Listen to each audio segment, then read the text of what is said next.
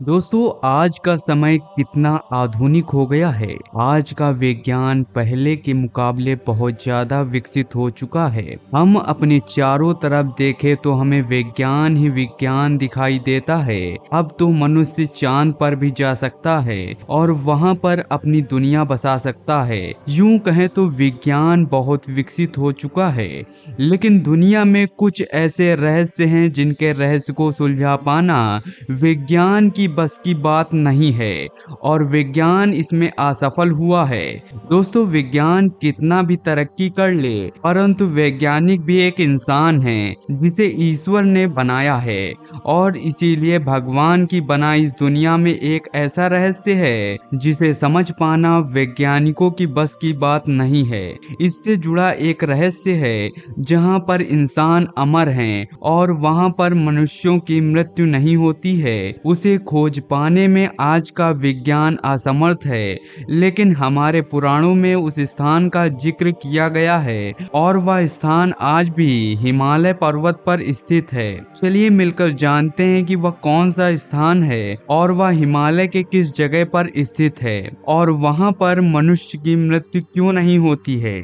लेकिन वीडियो शुरू करने से पहले आपसे हाथ जोड़कर निवेदन है, आप चैनल पर नए हैं तो चैनल को सब्सक्राइब कर बगल वाले बेल आइकन को ऑल पर सेलेक्ट कर दें ताकि आपको ऐसी वीडियोस और भी मिल सके। और कमेंट बॉक्स में हर हर महादेव लिखना मत भूलिएगा। चलिए आज का वीडियो शुरू करते हैं। दोस्तों, हिमालय में बसा एक रहस्यमय दिव्य शहर जिसे धरती का स्वर्ग या स्वर्ग पथ भी कहा जाता है। इसे अनेकों नामों से जाना जाता है, ज्ञानगंज मठ, सिद्धा आश्रम, संग्रीला और संभाला इत्यादि। कैलाश में बसा एक अद्भुत रहस्यमय जगह जहां पर सबकी आयु हजारों वर्षों की हो, जहां लोग 12 फीट के हों और हर किसी के पास दैविक शक्तियां हों। हमारी दुनिया से अलग एक ऐसा शहर जो स्वर्ग के समान हो। इस जगह की खोज ने कई लोगों को अपनी ओर आकर्षित किया है। हिंदू धर्म के बहुत सारे पुराणों और वेदों में भी इस जगह का जिक्र मिलता है। इसके अलावा चीन और तिब्बत के धर्म ग्रंथों में भी इस जगह को अलग अलग नामों से जाना जाता है। हिमालय में सच में एक ऐसी रहस्यमयी जगह है जहां किसी की मृत्यु नहीं होती है, परंतु इस पवित्र जगह को देख पाना हर किसी के बस की बात नहीं है। दुनिया में कई ऐसे रहस्य हैं जिनके सामने विज्ञान ने भी हार मान ली है। हिमालय अपने आप में एक रहस्य है। ज्ञानगंज मठ हिमालय में छुपा एक ऐसा ही रहस्यमय शहर है जिसे सिद्धा आश्रम, संग्रीला या संभाला भी कहते हैं। मित्रों, प्रसिद्ध अंग्रेजी लेखक जेम्स हिल्टन की लिखी किताब Lost Horizon the Legend of Shangrila इसी रहस्यमय जगह ज्ञानगंज मठ पर आधारित है। ज्ञानगंज मठ 2400 किलोमीटर में फैली एक घाटी है जो तिब्बत और अरुणाचल के बीच फैली होने का दावा किया जाता है, परंतु आज तक यहाँ कोई भी पहुँचने का रास्ता या तरीका नहीं खोज पाया है। उस जगह पर पहुँचने के लिए घोर तपस्या के साथ साथ शारीरिक व मानसिक रूप से बहुत परिश्रम करना पड़ता है। कहा जाता है कि यहाँ देवताओं का आगमन व प्रस्थान होता है। ये जगह इतना पवित्र है कि यहाँ केवल धर्म का ही पालन होता है और इस जगह को केवल दिव्य दृष्टि से ही देखा जा सकता है। मित्रों, दुनिया में रहस्यों की कोई कमी नहीं है। इंसानी सोच और विज्ञान से परे इन रहस्यों का समाधान आज भी नहीं किया जा सका है।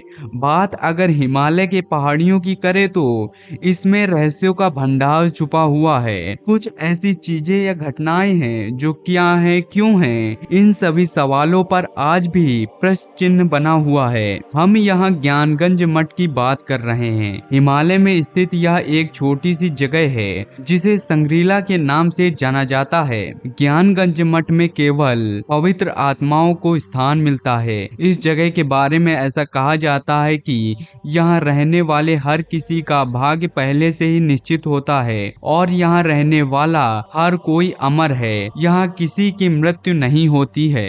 हिमालय के रहस्यमय जगह का जिक्र रामायण में भी मिलता है, परंतु उससे भी पहले सतयुग में भी इस जगह का जिक्र एक बार मिलता है। विष्णु पुराण के अनुसार जब समुद्र मंथन हुआ था तब उससे अनेकों जड़ी बूटियां, कौस्तुभ मणि, अमृत के साथ साथ संजीवनी बूटी भी निकली थी। इसे हिमालय में एक गुप्त शहर पर रखा गया था। ये वही शहर ज्ञानगंज मठ था जहां संजीवनी बूटी को रखा गया है।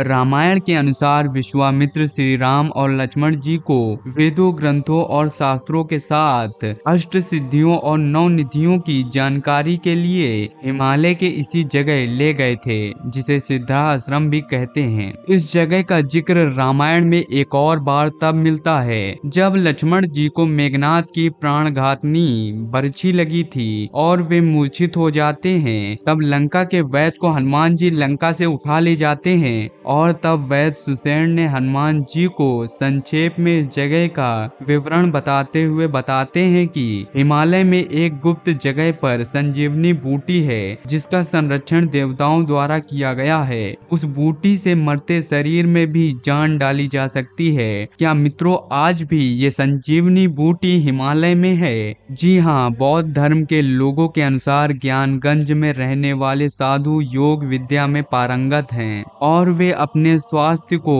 अनंत काल तक स्वस्थ रखने में सक्षम होते हैं, इसलिए उनकी मृत्यु कभी नहीं होती है। वैज्ञानिक दृष्टिकोण से भी अगर कोई अपने सेल को हमेशा बनाते रहे और अपने अंगों को हमेशा स्वस्थ रख सके तो उनकी मृत्यु कभी नहीं होगी। आयुर्वेद में भी अमर होने के लिए यही उपाय बताया गया है। तिब्बत में लोगों के बीच एक स्थान काफी मशहूर है। इस मठ के बारे में ऐसा कहा जाता है कि यहाँ ऋषि मुनि तपस्या में लीन रहते हैं। आपको बता दे कि वाल्मीकि के रामायण और महाभारत में भी ज्ञानगंज का जिक्र किया गया है। इन ग्रंथों में इसे सिद्धाश्रम भी कहा गया है। यदि हम बौद्ध धर्म की बात करें तो बुद्धिस्ट ऐसा मानते हैं कि भगवान बुद्ध ने अपने आखिरी दिनों में कालचक्र के बारे में ज्ञान प्राप्त कर लिया था। उन्होंने कई लोगों को इसके बारे में बताया भी था। इनमें से एक थे राजा सुचंद्र। राजा जब इस ज्ञान को प्राप्त कर वापस अपने राज्य में आए तभी से तिब्बत में उस स्थान को संभाला कहा जाने लगा। संभाला का मतलब है खुशियों का स्रोत।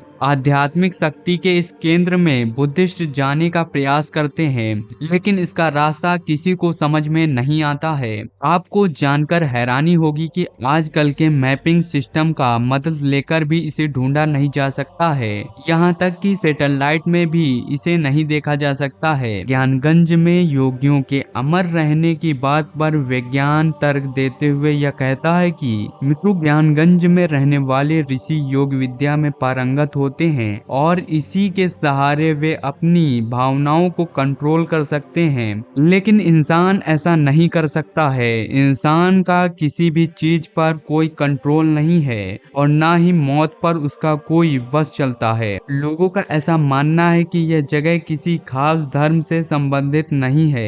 यहाँ तक वही पहुँच पाएगा जो किसी तरह से खुद को यहाँ के लायक बना सके। महाभारत के युद्ध के उपरांत युधिष्ठिर राजा बनते हैं और कुछ साल राज करने के बाद अभिमन्यु के पुत्र परीक्षित को राज सौंप भगवान श्री कृष्ण से स्वर्ग जाने का रास्ता पूछते हैं। तब भगवान श्री कृष्ण इस स्थान का नाम बताते हैं और तुरंत 5 पांडव और द्रौपदी इस जगह की खोज में जाते हैं। इसीलिए केवल युधिष्ठिर ही इस जगह पर पहुंच पाते हैं। बौद्ध धर्म की किताबों में इस जगह तक पहुंचने के कुछ मार्ग दिए गए हैं। कहा जाता है कि भगवान बुद्ध को इस जगह का ज्ञान प्राप्त हो गया था और उन्होंने इसके बारे में कुछ लोगों को भी बताया था। इस जगह पर जाने के लिए अत्यधिक परिश्रम और धैर्य रखना होगा। इस जगह पर पहुंचने के लिए गोबी रेगिस्तान को पार करना होगा। उसके बाद बहुत सारी पहाड़ियां आएंगी। इसको पार करने के बाद भी श्रम्भाला शहर दिखेगा या नहीं, इसका कोई प्रमाण नहीं है। भगवान श्री कृष्ण के 10वें अवतार यानी कि कल की अवतार भी श्रम्भाला में होंगे।